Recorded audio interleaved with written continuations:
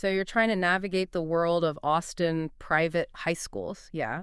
Trying to get a real handle on things beyond just the websites and brochures. And you want that info quickly. Well, consider this deep dive your shortcut to getting really well informed. Exactly. We've been looking at some really interesting material in an article that digs into what makes the key private high schools in Austin tick. Okay, great. Let's jump right in then. We're taking a deep dive into Austin's private high schools today, trying to figure out what really makes the quote unquote best stand out. We'll touch on some top schools and really explore one that seems, well, maybe even groundbreaking. Our goal is pretty simple: arm you with the key insights, help you understand what sets these places apart, especially, when it comes to innovation and getting kids ready for the real world. All right, so first things first. What are the basics that make a private high school in Austin truly exceptional? It's got to be more than just nice buildings, right? Oh, absolutely. Choosing a high school, it's a big decision. It goes way beyond just ticking boxes on a checklist. Like the source material says, it's really about nurturing a child's overall growth and making sure they're ready for what comes next. The article we looked at points out several key things that keep coming up when you evaluate the top schools. Okay, let's hear them. What are those crucial elements we should be looking for? First up, academic excellence. And this isn't just about getting A's. It's about a curriculum that really sparks curiosity, gets students thinking critically.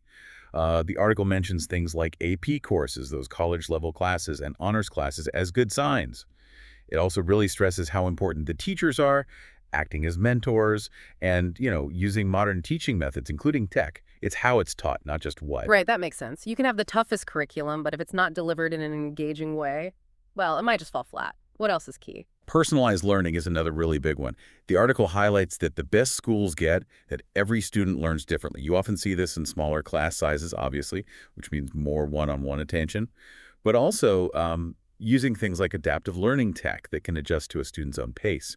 Mentorship programs are also mentioned as being really important for that personal guidance. I like that. Meeting students where they actually are. Okay, what about stuff outside the classroom? Extracurriculars are huge, too. The article points out how vital things like arts, music, sports teams, for teamwork, leadership are, and also clubs and organizations so students can explore different interests. These aren't just add-ons, they're really part of the whole development picture. Totally agree. You learn so much from those experiences. Now, something that I know is on a lot of people's minds is how well these schools actually prepare kids for after high school. Yeah, real-world skills development. It's becoming more and more critical, and the article definitely flags this as something setting top schools apart. This means things like maybe entrepreneurship programs, getting kids thinking about innovation, business, also how well they weave technology into everything. And community service comes up too, building that sense of responsibility, empathy. These are the skills that are just invaluable no matter what path the student takes later on. For sure. Adaptability, contributing. Yeah. Yeah. And obviously, the big one for many, Right. college. Right, college prep. It's a core function. The article talks about good college counseling services, guiding students through applications, resources for SAT and ACT prep, and, interestingly, the value of alumni networks for future connections. Okay, solid framework there. So we know what to look for generally. Now, let's get specific. The article mentions several well-known Austin private high schools. Can you give us the list? Sure. It spotlights Alpha School, St. Stephen's Episcopal School, Austin Peace Academy, St. Andrew's Episcopal School, Griffin School, St. Michael's Catholic Academy, Headwaters School, and Hyde Park Schools. And each one definitely has its own flavor, its own approach. Let's dig into them. Alpha School seemed to get quite a bit of attention in the article. What's the story there? Yeah, Alpha School is definitely presented as a leader in sort of modern education. The big pluses mentioned are its AI-driven personalized learning, a really focused 2-hour block for core academics, and then these afternoon workshops on things like entrepreneurship, coding. The environment's described as very modern, geared towards creativity. Potential downsides mentioned. Tuition costs, and it is relatively new compared to others. What makes it stand out, according to the source, is how it blends tough academics with really practical, relevant skills. AI adapting lessons in a 2-hour block. That is different. Okay, what about St. Stephen's? That one's been around a while, hasn't it? Exactly. St. Stephen's has that long history, founded back in 1950. It also offers boarding, which brings in a more diverse, geographically varied student body. They're known for strong arts and athletics programs, too. A potential consideration mentioned is that the curriculum might be more traditional, maybe less tech-focused than some, and class sizes could be a bit larger.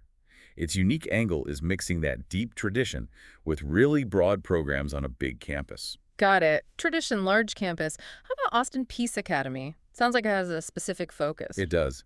Austin Peace Academy offers education based on Islamic values, big emphasis on community, plus academic rigor.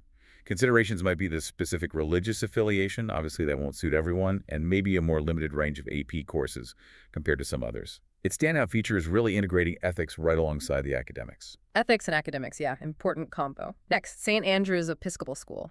St. Andrews is highlighted for a balanced approach, academics, arts, athletics, plus a real focus on community service and developing personal traits like leadership, integrity. The article suggests maybe more traditional teaching methods and, yeah, higher tuition is noted. What makes it stand out is that focus on developing the whole person intellectually and personally. Balanced, character-focused. Okay, Griffin School. Sounds artsy. You got it. Griffin School puts the arts front and center. The curriculum is really built around creativity, self-expression. It's also known for being a smaller, close-knit community, very inclusive. Potential considerations mentioned are fewer sports options and a smaller campus footprint. Its whole identity is that arts-first approach in a really supportive, tight community. Arts taking the lead. Understood. St. Michael's Catholic Academy. St. Michael's offers a faith-based education, Catholic values woven in. Also strong academics, lots of APs, college prep focus. They also have a strong reputation in athletics. Potential drawbacks noted could be the required religious curriculum and maybe less emphasis on cutting-edge tech integration compared to, say, Alpha. It stands out for nurturing both faith and strong academics. Faith-based, strong academics and sports. Moving on, Headwaters School. Headwaters sets itself apart with the International Baccalaureate Program, the IB. That's known for being globally focused, big on critical thinking. They also really emphasize student-centered learning, giving students autonomy, and have a noticeable focus on environmental sustainability.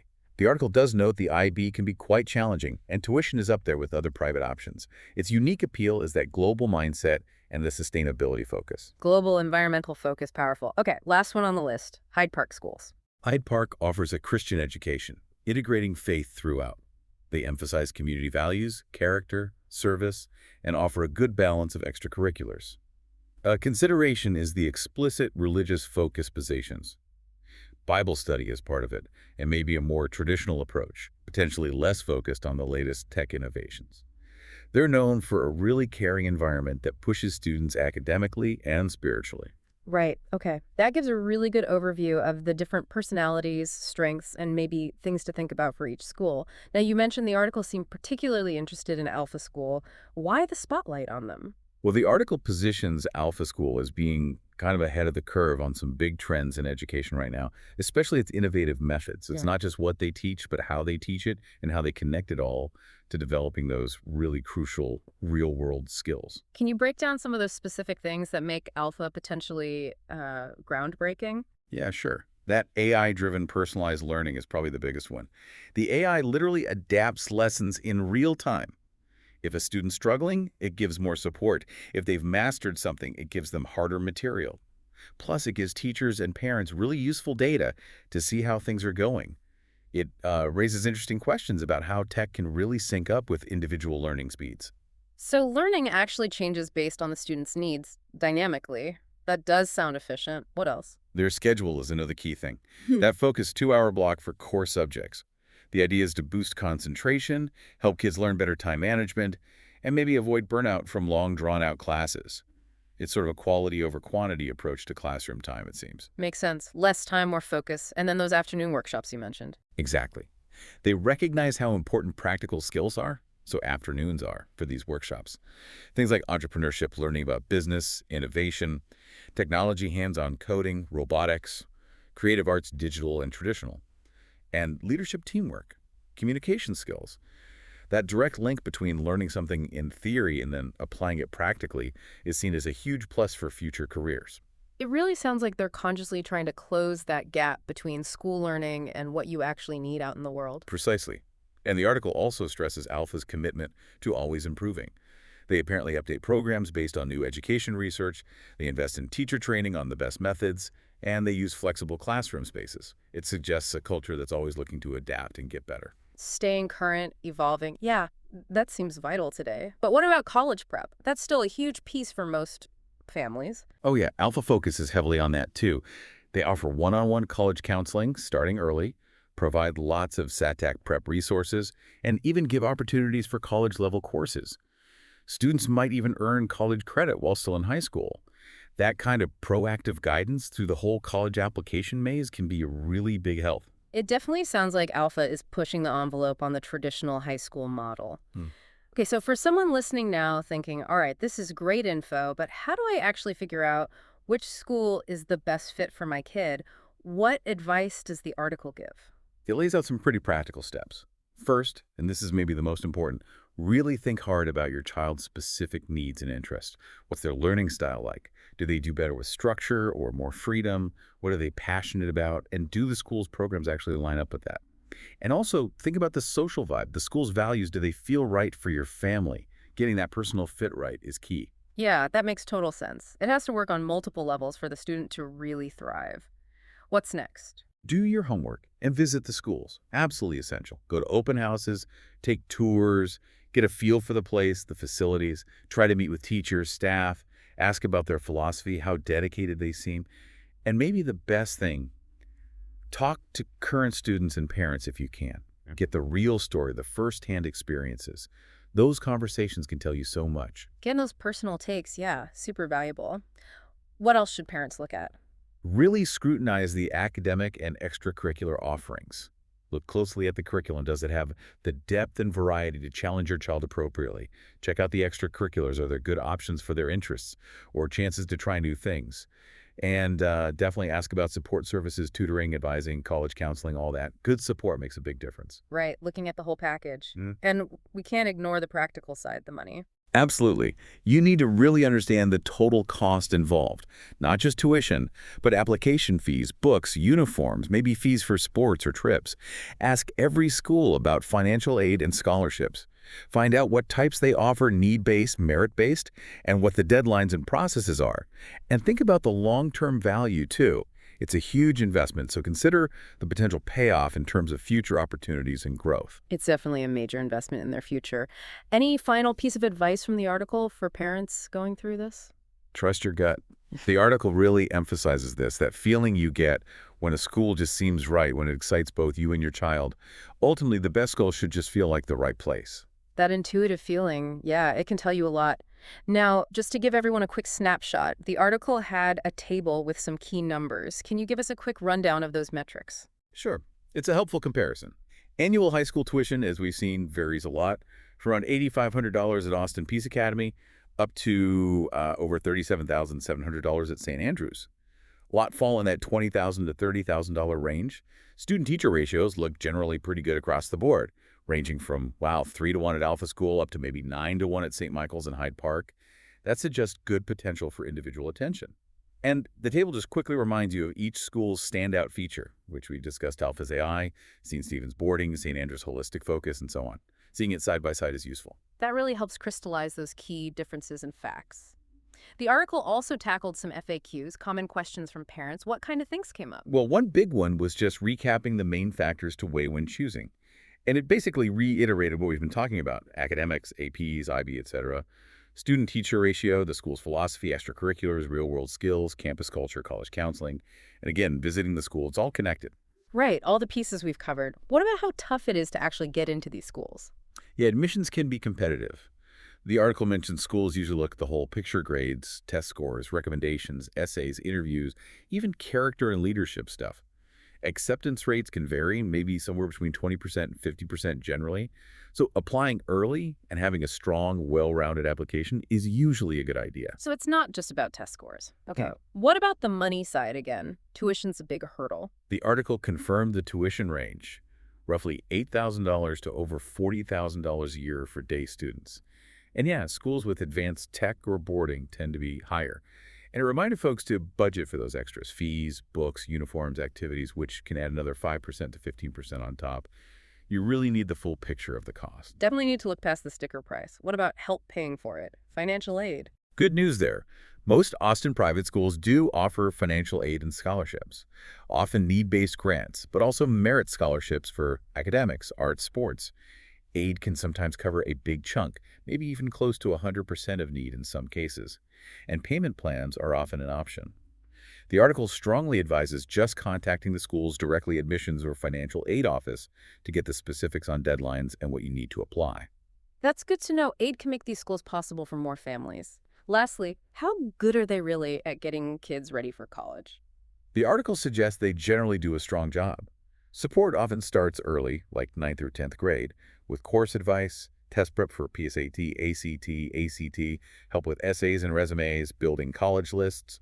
Top schools also tend to track where their grads go and often have good relationships with universities, which can potentially help with admissions and scholarships. It's a whole system designed to help students make that jump successfully. Sounds like they're really focused on that next step. Okay, so pulling it all together, what's the main thing listeners should take away from our chat today? I think the biggest takeaway is just how diverse the private high school scene is in Austin. It's impressive. You've got schools with really different strengths, philosophies, communities. There's no single best school for everyone.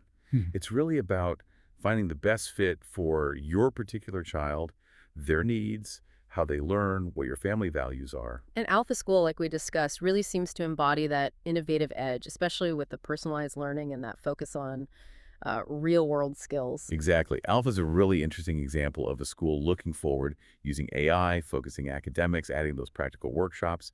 It shows how some schools are really thinking about preparing kids for the world as it is now and how it's changing. So, as you, the listener, are exploring these Austin private high schools, remember this. Rankings and reputation matter, sure, but maybe the most important thing is finding that specific environment where your child won't just succeed academically, but will genuinely thrive, where they'll build a real love for learning and get the skills they need for whatever comes next. Maybe the real question isn't just which school is ranked highest, but what does real world success actually mean for my child beyond the usual metrics, and which school here feels like the best partner to help them get there?